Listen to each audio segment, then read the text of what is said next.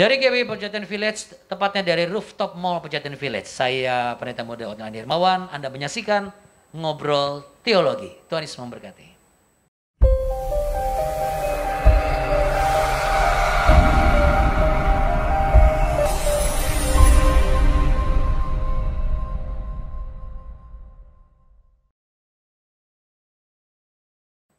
Dari GBI Pejaten Village, Rooftop Pejaten Village Mall. Saya Pendeta Muda Otto Andi Hermawan. Anda sedang menyaksikan program Ngeteh Ngobrol Teologi. Dan saat ini saya sedang bersama dengan 3 pendeta dari masing-masing yang memang mewakili tidak hanya jemaat yang digembalakan, tetapi juga bagian-bagian yang memang menjadi jabatan yang sedang Tuhan percayakan.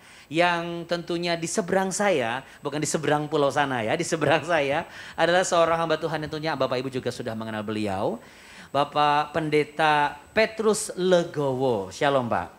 Shalom Pak Andi, Tuhan berkati. Pak Pendeta Petrus Legowo ini adalah Wakil Ketua 3 di BPD GBI DKI Jakarta, namun juga Gembala Sidang Jemaat GBI Rawajaya.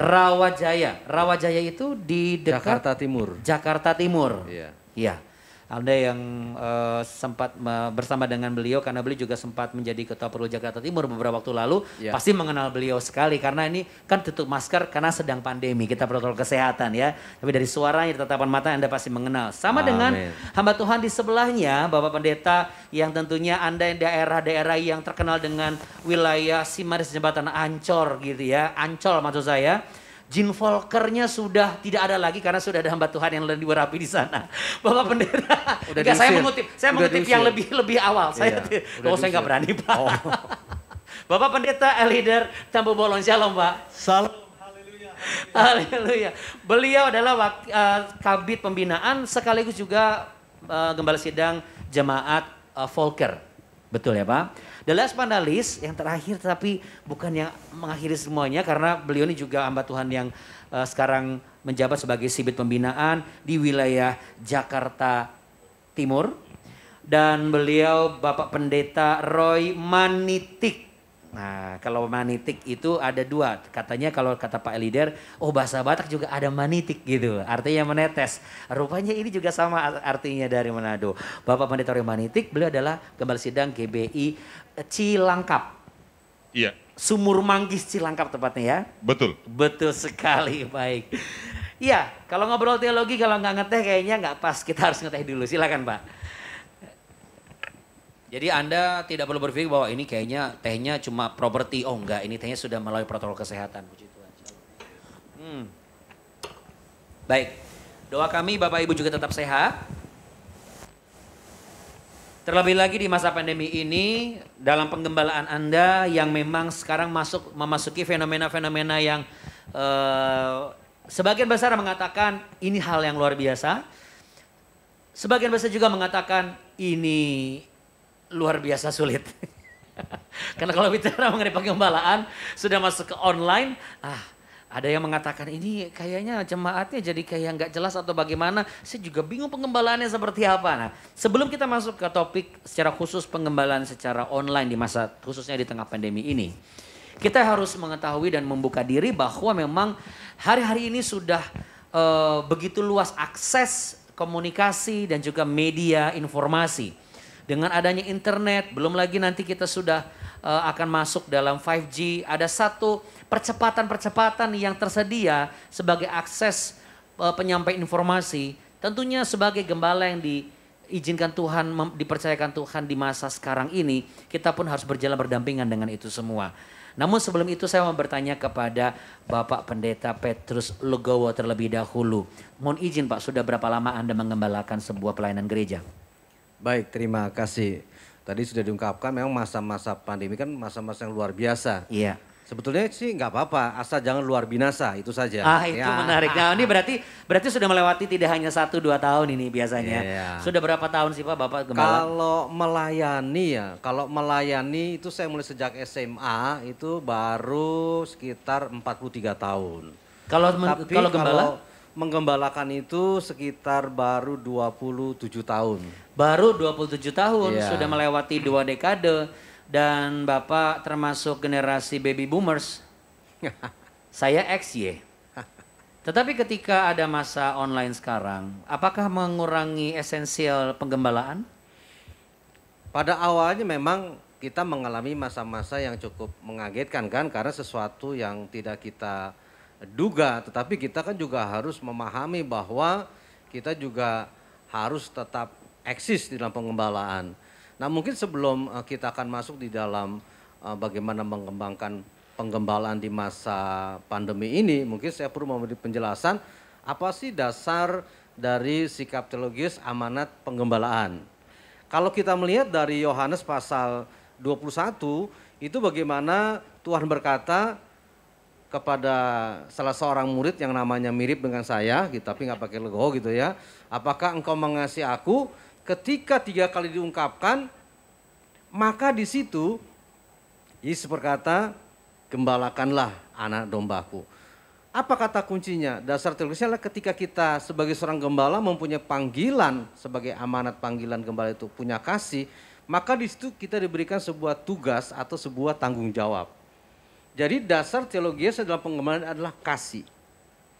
Kemudian untuk sikap di dalam penggembalaan bagaimana? Nah itu mengacu dari kitab 1 Petrus. Ini mohon maaf semua pakai nama Petrus bukan karena saya Petrus. Jadi nggak ada hubungannya nih Pak Andi ya. Iya. Jadi bukan masalah ini mumpung namanya pas gitu topiknya ya. Jadi mohon maaf jangan negatif. Tapi karena memang di situ dari sikap bagaimana sebagai seorang gembala itu dalam 1 Petrus pasal 5 nanti baca ayat 1, 2 terus sampai 4 dikatakan bahwa seorang gembala itu yang pertama dia harus mempunyai kerelaan hati. Atau dalam mengembalakan harus tulus. Karena kita tahu kalau seorang gembala tidak memiliki ketulusan, maka jelas penggembalanya tidak akan efektif dan tidak menyenangkan Tuhan. Jadi ada satu kisah, satu saat ini gembala karena kurang memiliki ketulusan, ini ada jemaatnya yang mungkin pernah dengar ya, sapinya tuh sakit. Jadi ini jemaat ini karena sapinya sakit mengutus anaknya untuk datang kepada gembalanya. Kemudian datanglah si anak jemaat kepada gembalanya. Dia ketok-ketok pintu, yang buka ibu gembala gitu. Selamat sore tante. Iya, ada om enggak? Ada. Tapi omnya lagi sakit, kenapa? Enggak, ini saya mau minta tolong gitu kan. Nah terus akhirnya dia datang kepada gembalanya walaupun dia agak sakit, oke lah karena ini pengembalaan. Dia datang. Kenapa? Ada yang sakit di rumah. Singkat cerita sampai ke rumah ini jemaatnya, nah situ kemudian bapak dari si anaknya bilang, oh iya yang sakit itu sapi saya. Waduh, bayangkan, sapi sudah doa kan. Akhirnya karena, aduh ini ada, akhirnya dia doa nih. Hai sapi, aku doakan dalam nama Yesus kalau engkau mau sembuh, sembuhlah engkau. Kalau mati, matilah kau. Puji Tuhan sapinya sembuh. 3 hari kemudian, sebagai jemaat tentu merasa berterima kasih sama gembalanya kan. Iya. Nah ini si anak diutus bapaknya suruh bawa oleh-oleh. Buah-buahan karena dia kan punya perkebunan. Sampai ke rumahnya rupanya ini gembala masih sakit. Akhirnya ketika ketok pintu tante buka, oh kamu kenapa? Iya nih sapinya sembuh, ini mau ngasih buah-buahan sebagai ungkapan syukur gitu. Boleh gak ketemu sama om? Oh omnya masih sakit. Akhirnya si anak bilang boleh gak saya berdoa untuk si om? Nah berdoalah singkat cerita nih anak, dibilang begini, hai pendeta, dalam nama Yesus kalau kamu sembuhlah kau, kalau mau mati, matilah kau. Ini hasil produk ketidaktulusan dalam mengembalakan. Ini salah satu sikap dasar di dalam pengembalaan. Kita tuh harus tulus. Jadi kuncinya awal adalah tulus itu akan membuat kita menjadi tidak ada beban dalam pelayanan dan melayani. Kemudian yang kedua saya catat di sini adalah tidak mencari keuntungan diri sendiri. Kan dombanya itu kan bukan milik dia, itu kan domba milik Tuhan yang harus diperjuangkan dalam mengembalakan. Ya. Karena kita tahu banyak juga gembala-gembala yang dalam mengembalakan mencari keuntungan untuk diri sendiri. Karena apa? Dasarnya tadi tidak memiliki Ketulusan. tidak memiliki kasih. Kan dasarnya kan kasih, Iya. kasih agape kan. Iya. Nah sikap yang pertama harus tulus. Yang kedua tidak mencari keuntungan diri sendiri. Yang ketiga dia harus rendah hati. Melayani siapapun jemaatnya dari berbagai segi ekonomi, dia juga harus dengan rendah hati. Enggak boleh yang dia layani, wah yang ini konglomerat, oke, wah ini konglomelarat. Nanti saya utusin aja lah, nah itu kan. Tapi yang paling penting sikap yang keempat ini adalah seorang gembala harus menjadi seorang teladan. Luar biasa. Ini sebenarnya dari yang disampaikan oleh beliau ini bukan ibadah jam siang ya Bapak Ibu ya sebenarnya. Tapi memang ini langkah-langkah praktis yang memang harus menjadi pegangan. Karena apa? Harus tahu sebagai seorang gembala. Betul, Iya. karena saya percaya ketika masuk ke dalam daerah misalnya mohon maaf nih, ke daerah Volker. Untuk saya nggak tahu nih daerah Volker itu di daerah mana sih Pak? Mohon maaf Pak, izin Pak. Di daerah Tanjung Priok. Tanjung Priuk. Ya. Apakah semua generasi mengetahui daerah ini Pak? Kalau karena di tempat saya itu adalah Priok asli, Texasnya Bronx banget loh Bronx, ya. Pak. Di situ ada tempat prostitusi, di situ bandar narkoba terbesar, ya. Dan di situ semua ya bercampur baur. Apakah dengan pengembalaan secara online kan berarti pengembalaan sudah semakin terbuka nih aksesnya. Ya. Apakah nilai-nilai sosiokultur yang ada di situ mempengaruhi kapasitas pengembalaan Bapak atau justru dengan adanya online ini Bapak semakin berkembang pengembalaannya? Ya. Di dalam situasi pandemik, untuk menggembalakan satu jemaat itu tidaklah mudah. Tapi apa yang dikatakan oleh Pak Petrus itu merupakan basic atau dasar kita sebagai gembala. Tetapi ada beberapa hal yang saya sampaikan, bagaimana supaya kita tetap eksis, bersemangat di dalam menggembalakan jemaat, di tengah-tengah situasi pandemik seperti ini. Yang pertama, gereja wajib memiliki visi atau tujuan yang jelas untuk dicapai. Kita harus tahu di tengah-tengah situasi pandemik ini kita harus punya visi. Sehingga pelayanan kita ke depan itu bisa membuahkan hasil. Bukan visi dari diri sendiri. Tetapi visi ini harus kita minta dengan kerendahan hati dari Tuhan. Apa yang harus saya kerjakan dalam situasi pandemik ini. Karena semuanya berubah. Jadi mohon maaf Pak, berarti khusus di masa pandemi ini yang barangkali belum berakhir atau akan berlanjut entah dengan pandemi apa lagi ya. Betul. Pak, artinya seorang gembala dalam pengembalaan dengan dasar kasih agape yang itu akan membentuk pelayanan kita tidak mencari keuntungan sendiri, lalu kita akan menjadi tulus.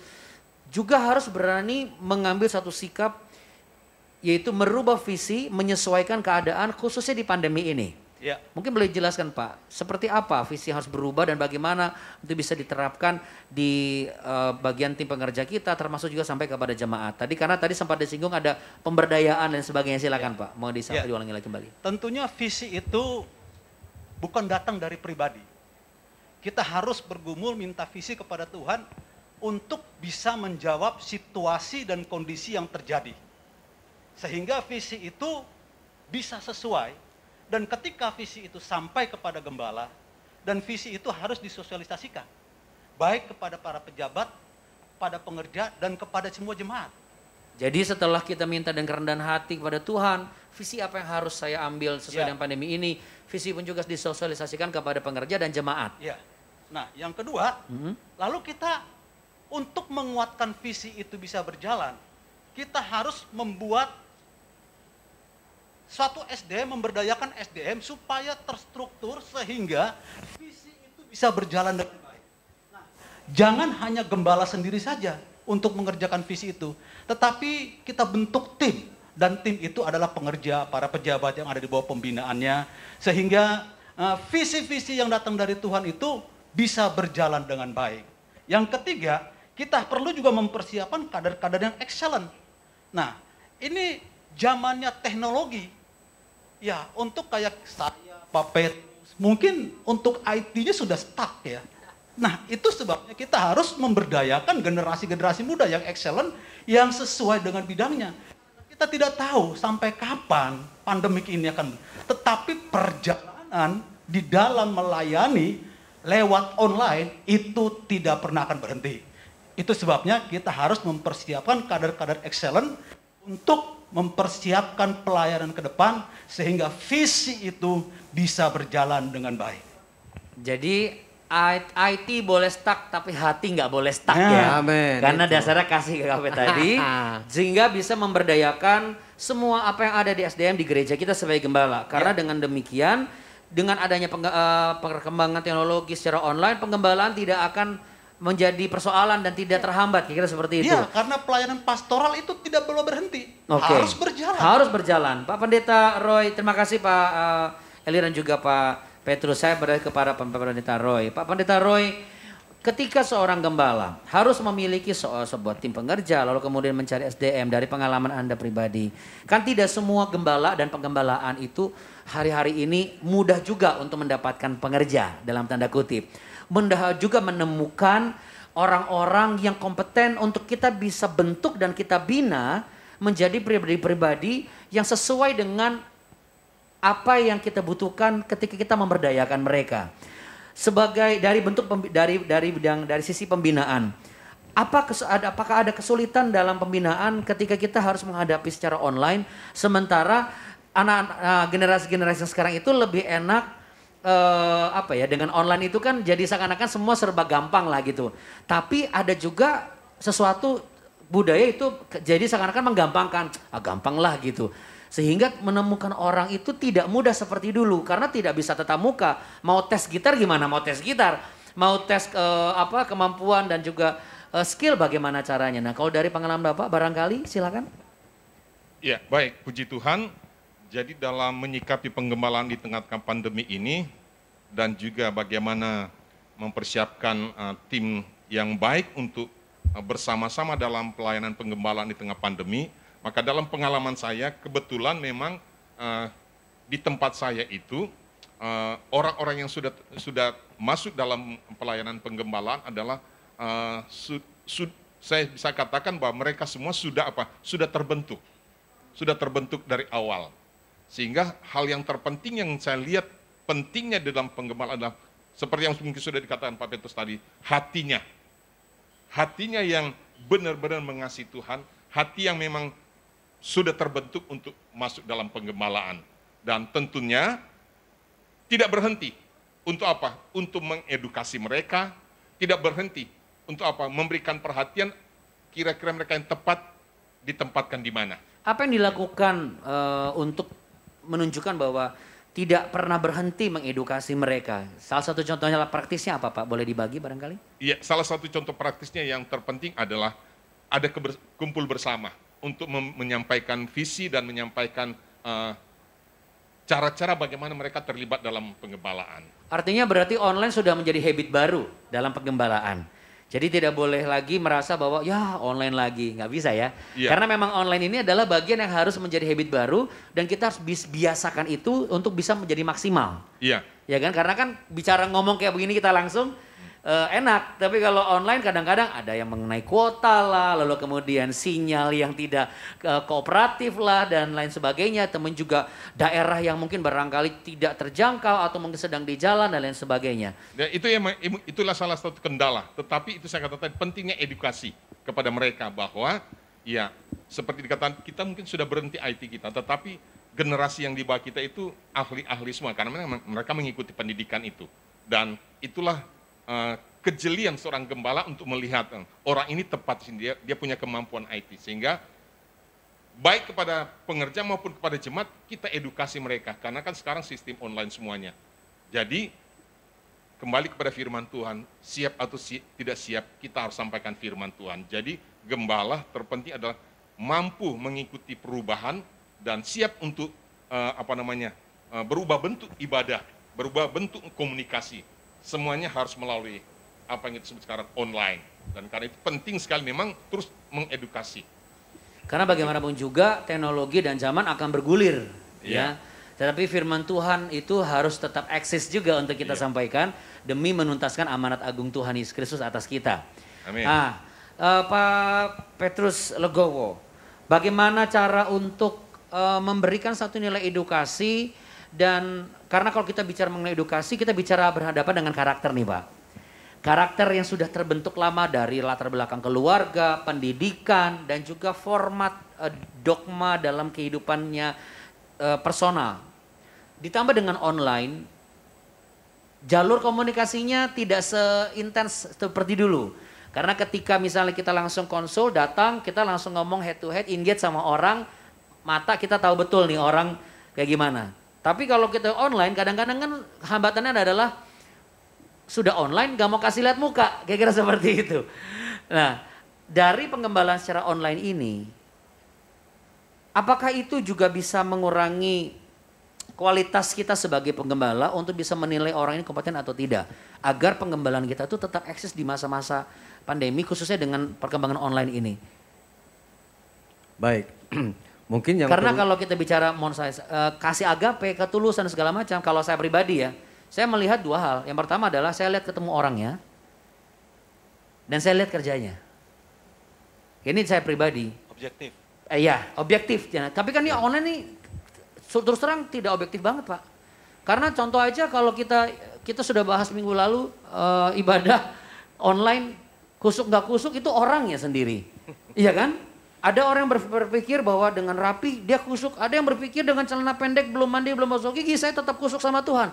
Kita nggak bisa pungkiri juga itu hak prerogatif orang setiap orang walaupun kita punya kewajiban mengedukasi mereka.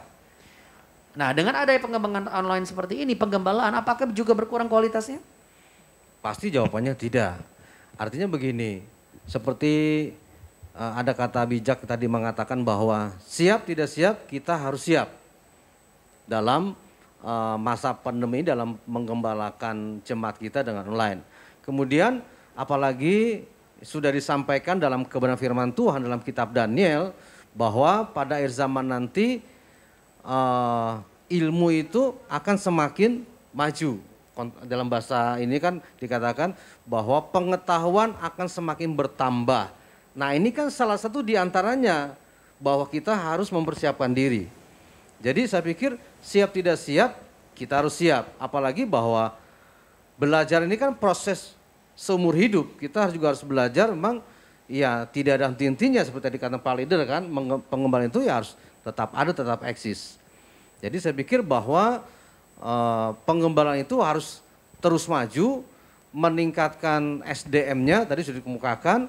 Bagaimana kita juga bisa menjangkau jiwa-jiwa atau jemaat yang memang perlu membutuhkan dalam tanda kutip perawatan dari sang gembala ini.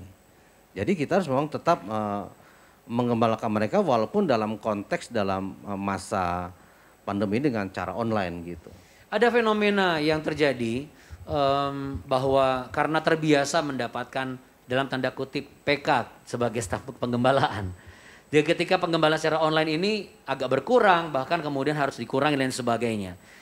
Lalu yang terjadi adalah tidak ada lagi yang namanya semangat, kemudian tidak ada lagi yang namanya optimisme dan motivasi dan sebagainya. Beda dengan ketika dia mendapatkan fasilitas itu. Ketika sebagai gembala dalam online ini, apakah semua beban itu diletakkan di posisi kita sebagai gembala? Atau kita boleh nggak share kepada pekerja dan jemaat juga bahwa dalam online ini sebenarnya tanggung jawab penggembalaan ada di setiap kita namun dengan konteks dan kadar yang berbeda. Menurut Anda gimana? Ya memang kita kan kalau mengembalakan kan tentu tidak one man show. Kita kan punya tim gitu kan. Kita punya tim penggembalaan, ada di situ penatua gereja, ada komisi-komisi gitu kan. Sehingga kita tentu dalam masa online ini, dalam pandemi ini kita selalu mengadakan meeting dengan online, memberikan pengarahan-pengarahan bagaimana kita bisa untuk istilahnya gitu bahwa kita tetap memberikan pelayanan yang maksimal kepada jemaat. Kalau masalah PK ya kita bicara belak-belakan gitu kan. Karena jujur aja bahwa dalam masa pandemi ini keuangan gereja itu bukan menurun Pak Andi, tapi menukik istilahnya. Jadi memang ya kita harus belak-belakan berbicara kepada mereka. Wah, menukik menurun, gitu ya. Menukik itu menurun sampai ke Batu Akik ya Pak? Oh itu Pak Maringan itu.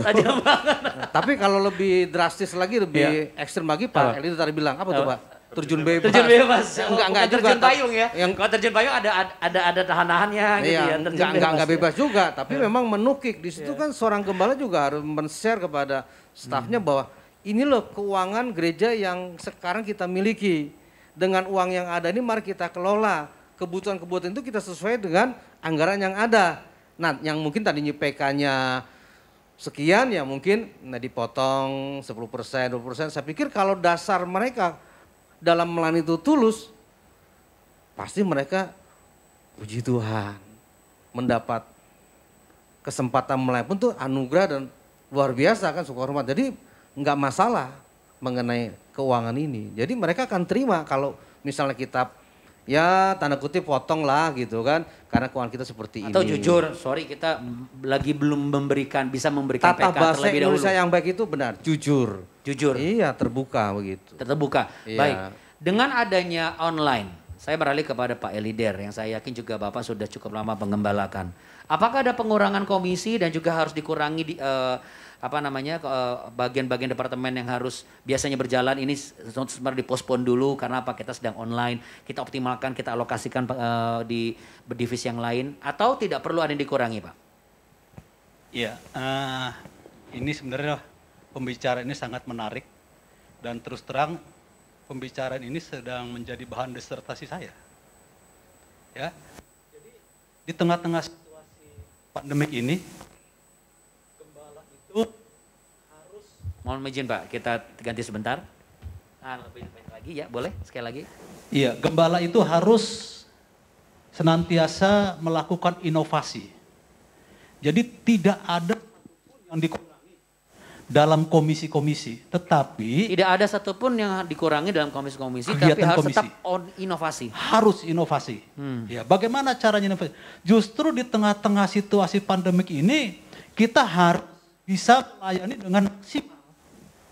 Karena ini tantangan baru buat semua gembala. Dan tidak semua gembala berani untuk melayani.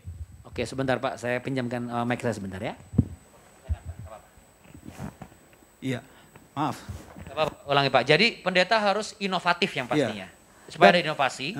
Lalu yang kedua adalah Dan tidak semua gembala itu berani turun ke bawah untuk pelayanan pastoral.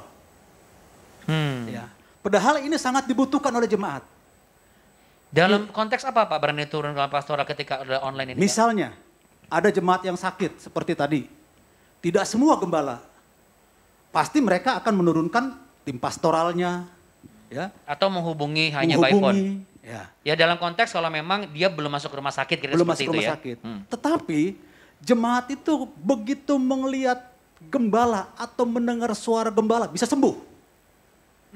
Ya, bisa sembuh.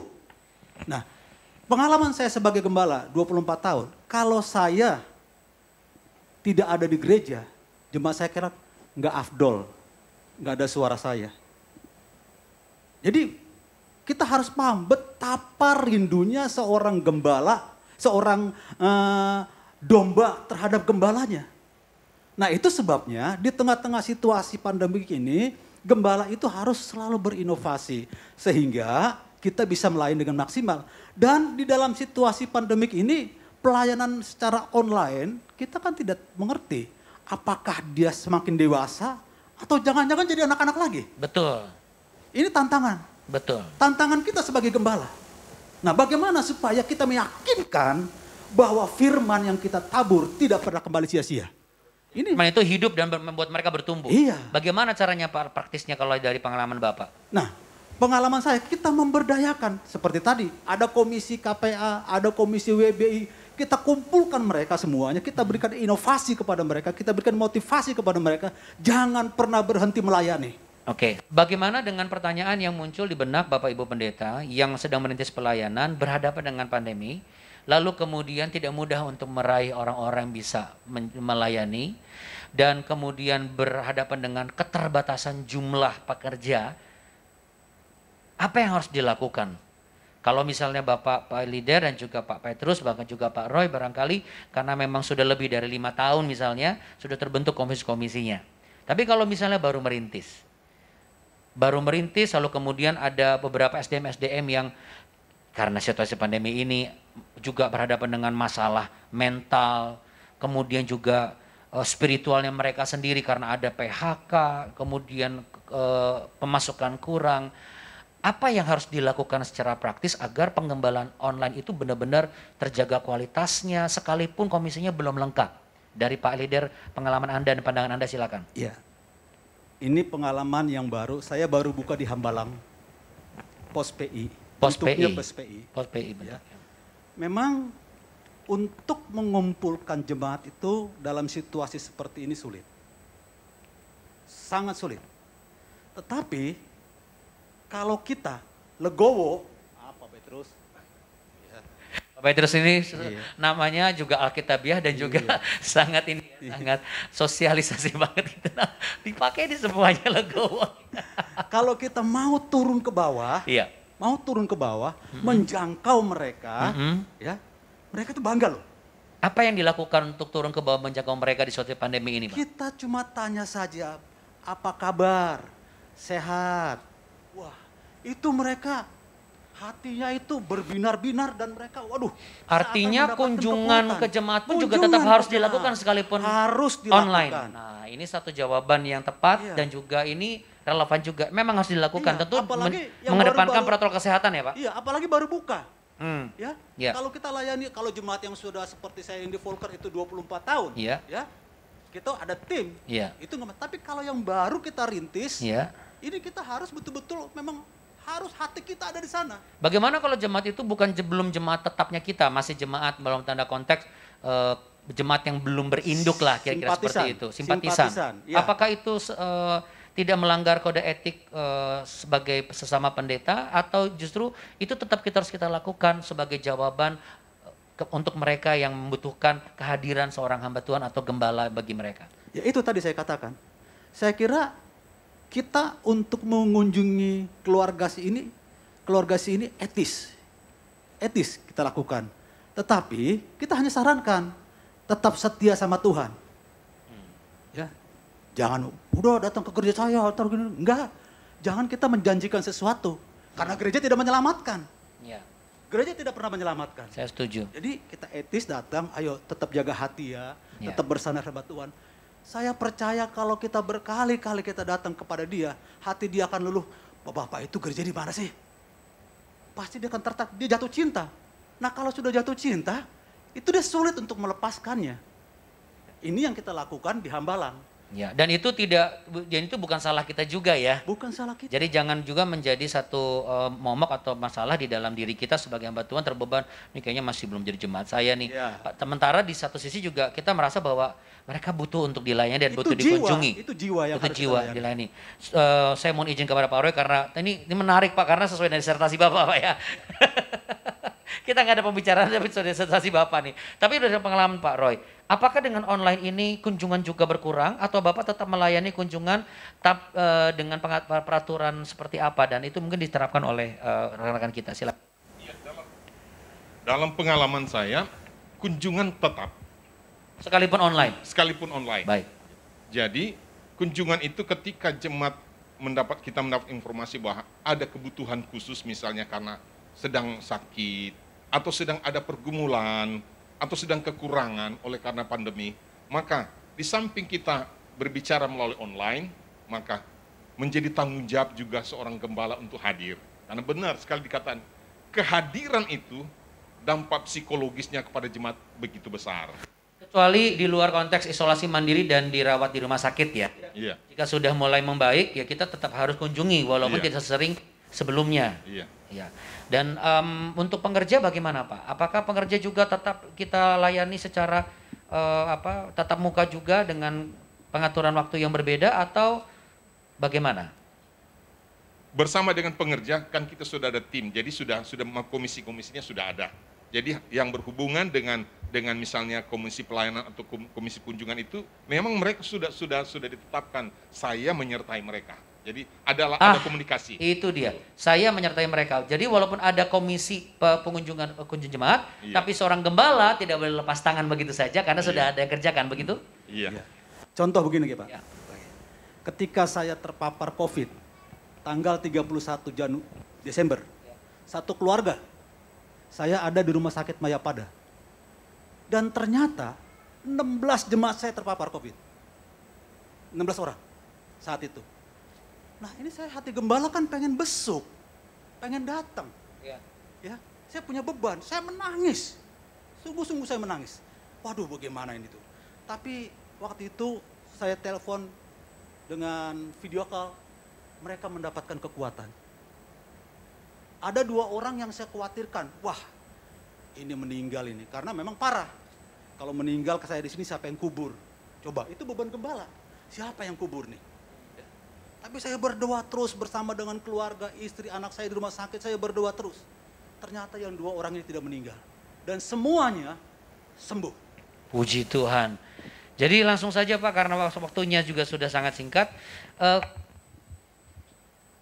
Konklusi dari Bapak, saran dari Bapak, bagaimana agar kita sebagai gembala tetap eksis dalam pengembalaan walaupun sekarang sedang dalam online? Langsung saja. Jangan pernah takut, jangan pernah bimbang. Lakukan inovasi-inovasi. Bersama Yesus aku cakap melakukan segala perkara. Terima kasih puji Tuhan. Pak Roy, apa yang bisa ditambahkan barangkali di sesi terakhir ini? Yang saya bisa tambahkan adalah, yang pertama, sebagai hamba Tuhan, dia harus tanggap dengan perubahan-perubahan yang ada. Dan punya kemampuan menyesuaikan dengan segala perubahan yang ada. Dan tidak berhenti mengedukasi pengerja maupun jemaat Tuhan dalam menghadapi pandemi ini. Last but not least, Pak Petrus Legowo, saya percaya jawaban Anda adalah, aku mengasihi engkau. Tetapi bagaimana Pak konklusi dari semua yang sudah disampaikan oleh Pak Eli dan juga Pak Roy untuk memberikan satu kekuatan dan juga agar rekan-rekan kita tetap eksis dalam pengembalaan walaupun secara online. Silakan Pak. Baik, terima kasih. Memang saya selalu mengatakan baik di dalam ibadah online ataupun ketika ada kesempatan bisa untuk ibadah tatap muka, saya berkata dalam situasi pandemi ini jemaat tetap semangat, jangan pernah menyerah. Dan percayalah doa saya selalu menyertai saudara agar Tuhan selalu menyertai saudara. Karena bersama Tuhan tidak ada perkara yang mustahil. Dialah Immanuel, Allah yang menyertai kita dalam situasi apapun. Badai pasti berlalu. Badai pasti berlalu. Oh, itu judul lagu tapi kan. Tapi bisa juga boleh diambil gitu kan. Jadi jangan pernah menyerah, tetap semangat. Karena ada Gusti yang ora sare gitu kan. Iya. Ya, dialah Immanuel, Allah yang menyertai kita. Iya. Jadi Bapak Ibu Pendeta khususnya Gereja Bani Indonesia yang ada di 5 wilayah Jakarta ataupun Anda di seluruh Indonesia bahkan di luar negeri sekalipun yang menyaksikan program ini. Jangan lupa bahwa ada dasar yang tetap kita harus pegang.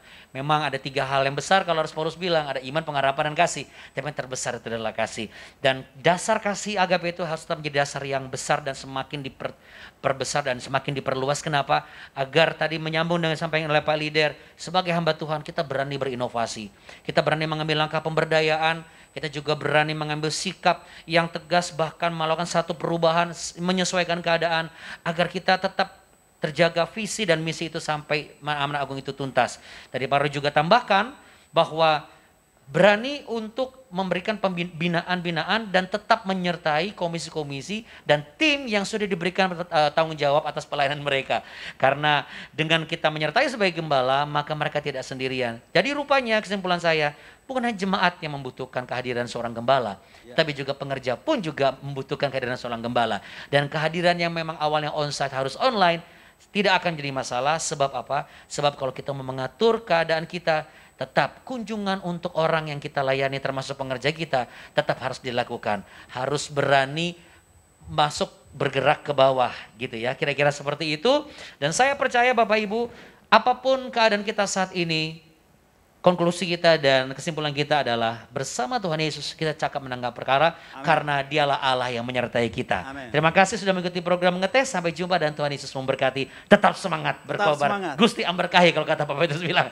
Tuhan berkati. Shalom. Terima kasih banyak. Silakan Pak. Ngetehnya Pak. Wah puji Tuhan. Mari kita ngeteh. Ah, puji Tuhan. Ngeteh beneran dulu. Demikian obrolan teologi kita. Dan saya percaya kita semua semakin diberkati dan diurapi dan dipakai Tuhan demi hormat kemuliaannya. Dari GP Pejaten Village, terima kasih banyak. Sampai jumpa di pembicaraan berikutnya.